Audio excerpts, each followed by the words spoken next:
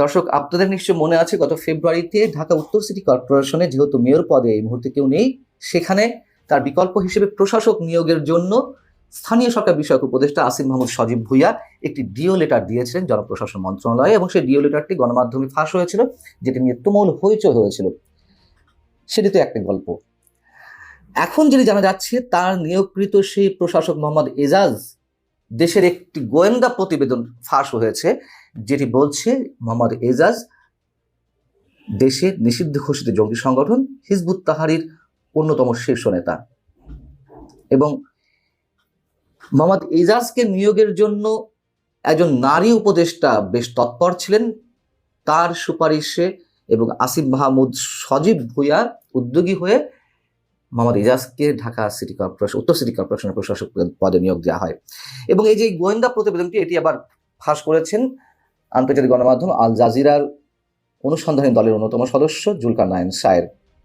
যেটি একটু বলতে চাই, এখন দেখবেন যে এই জঙ্গি সংগঠনের শীর্ষ নেতা যারা বিভিন্ন জায়গায় আছে, অভিযোগ রয়েছে, তাদের নিয়ে গণমাধ্যমে তেমন কোনো রিপোর্ট নেই। কেন নেই? মবের ভয়ে। এরই মধ্যে বেশ কয়েকটি গণমাধ্যম মবের শিকার হয়েছে, যেগুলো ভাঙচুর করার জন্য তারা উদ্যোগী হয়েছিলেন। সে যাক, এখন জুলকারনাইন সায়ের যেটি বলছেন যে বর্তমান অন্তর্বর্তী সরকারের অভ্যন্তরে যেন আরেকটি ছায়া সরকার পরিচালিত হচ্ছে, যার অগ্রভাগে রয়েছেন অন্তত 6 জন ব্যক্তি বেশ সুকৌশল এবং সরকারের ভেতরে প্রবেশ করেছে। মোহাম্মদ এজাজ সম্পর্কে একটি জাতীয় গোয়েন্দা সংস্থা বা স্পেশাল ব্রাঞ্চ পুলিশের তারা যে প্রতিবেদনটি দিয়েছে, যেটি ফাঁস হয়েছে, সেটিতে যা বলা হচ্ছে, মোহাম্মদ এজাজ 2002 সাল থেকে হিজবুত তাহরির কর্মকাণ্ডের সঙ্গে জড়িয়ে পড়েন এবং কমপক্ষে 2 বার তিনি পুলিশের হাতে আটক হন। ছাত্র জীবনে তিনি ছাত্র শিবিরের সঙ্গে যুক্ত ছিলেন। 2024 সালের 3রা সেপ্টেম্বর স্পেশাল ব্রাঞ্চের একটি রিপোর্ট অনুযায়ী এখানে যা বলা হচ্ছে যে হিজবুত তাহরির বাংলাদেশের শীর্ষ নেতাদের তালিকায় মোহাম্মদ এজাজের অবস্থান ছিল 5 নম্বরে। এবং একই বছর হিজবুত তাহরির প্রচারণা এবং সংগঠনটিতে অর্থায়নের অভিযোগে এজাজ সহ আরো 8 জনকে বিশেষ ক্ষমতা আইনে গ্রেপ্তার করা হয় 2014 সালে। এবং এই ঘটনায় তিনি বেশ কিছুদিন আটক ছিলেন। 5 আগস্ট রাজনৈতিক পট পরিবর্তনের পর বা গণ অভ্যুত্থানের পর 10 নভেম্বর 2024 এজাজ সহ তার অন্য সহযোগীদের মামলা থেকে খালাস প্রদান করা হয়। এবং তিনি বেশ চেষ্টা করছিলেন যে স্পেশাল ব্রাঞ্চের যে প্রতিবেদনটি ছিল সেখান থেকে তার নাম কাটানোর জন্য, তিনি তা পেরে ওঠেননি। এখন আসিফ মাহমুদ সজীব ভুঁইয়ার সুপারিশে তিনি প্রশাসক পদে নিয়োগ পেলেন এবং এই অভিযুক্ত জঙ্গি নেতা মোহাম্মদ এজাজ যাতে নিয়োগ পায় ঢাকা সিটি কর্পোরেশনের প্রশাসক পদে, তাতে সরকারের একজন নারী উপদেষ্টা বেশ তৎপর ছিলেন। কে হতে পারেন তিনি? এখন নারী উপদেষ্টা তো 3 জন রয়েছেন। একজন ব্রতির নির্বাহী পরিচালক শারমিন মুর্শিদ, তাকে আমি ব্যক্তিগতভাবে জানি, তার দ্বারা অন্তত এই কাজটি করা সম্ভব নয়। আরেকজন রয়েছে, এটা আমার ধারণা, আরেকজন রয়েছেন ফরিদা আক্তার, আমাদের কাছে খুব সুপরিচিত ফারহাদ মাজারের স্ত্রী। আরেকজন সৈয়দা রেজাওয়ানা হাসান, পরিবেশ নিয়ে কাজ করার যে সংগঠন বেলার নির্বাহী পরিচালক। আমরা অনুমান করতে পারি যে কার তৎপরতায় বা বিশেষ উদ্দেশ্যে আসিফ মাহমুদ সজীব ভুঁইয়ার সুপারিশে মোহাম্মদ এজাজকে ঢাকা সিটি কর্পোরেশন, উত্তর সিটি কর্পোরেশনের প্রশাসক পদে নিয়োগ দেওয়া হলো।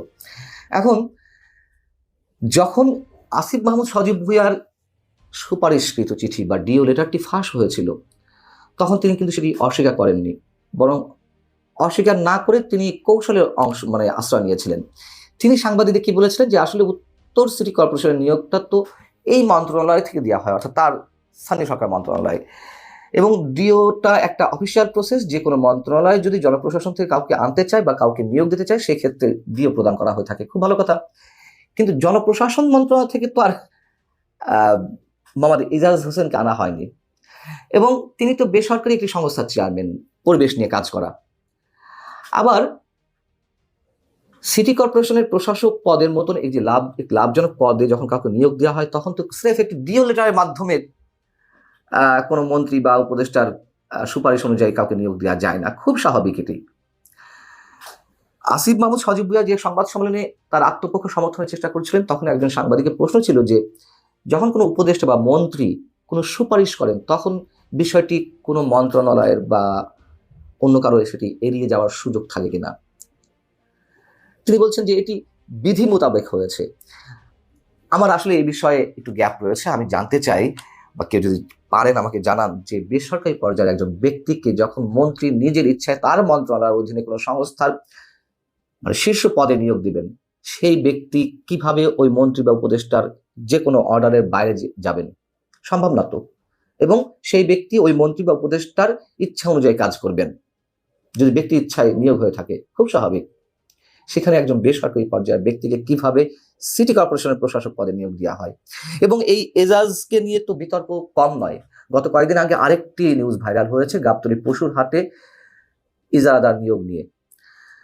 ইজারাদার নিয়োগের জন্য যেই দরপত্র আহ্বান করা হয়, যারা সর্বোচ্চ দরদাতা হবেন তাকে ইজারাদার নিয়োগ দেওয়া হয়, এবং পরপর 3টি প্রক্রিয়ায় 3টি দরপত্রের মাধ্যমে পত্রিকায় বিজ্ঞপ্তির মাধ্যমে এটি করা হয়ে থাকে।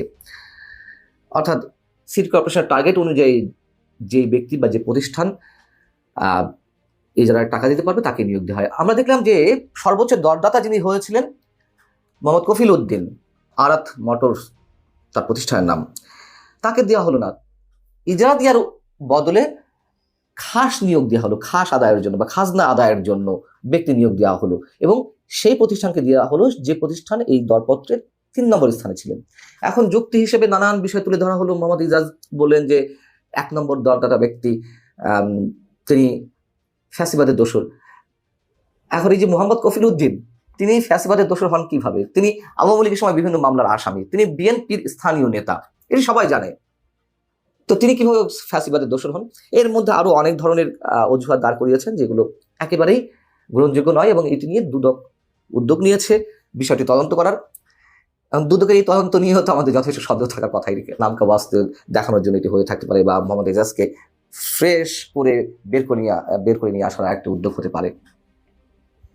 যেটি হোক, এই যে মোহাম্মদ এজাজ যে জঙ্গি সংগঠন হিজবুত তাহরীর সঙ্গে সম্পৃক্ত, শুধু সম্পৃক্ত নয়, তিনি অন্যতম শীর্ষ নেতা। গোয়েন্দা প্রতিবেদন এটি। আন্তর্জাতিক বিভিন্ন গণমাধ্যমে 5 আগস্টের পর থেকে যে বাংলাদেশে যে জঙ্গিবাদের উত্থানের একটি মোক্ষম সুযোগ তৈরি হয়েছে, যে রিপোর্টগুলো প্রকাশিত হচ্ছে, এবং 5 আগস্ট অভ্যুত্থানের আগে পরে জেল কারাগার ভেঙে যেসব অভিযুক্ত জঙ্গি বেরিয়ে এলেন, আবার অনেক অভিযুক্ত জঙ্গিকে মামলা থেকে অব্যাহতি দেওয়া হলো বা জামিন দেওয়া হলো।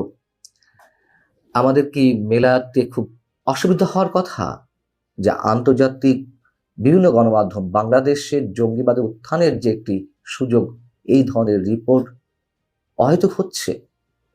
আল্লাহ হাফেজ।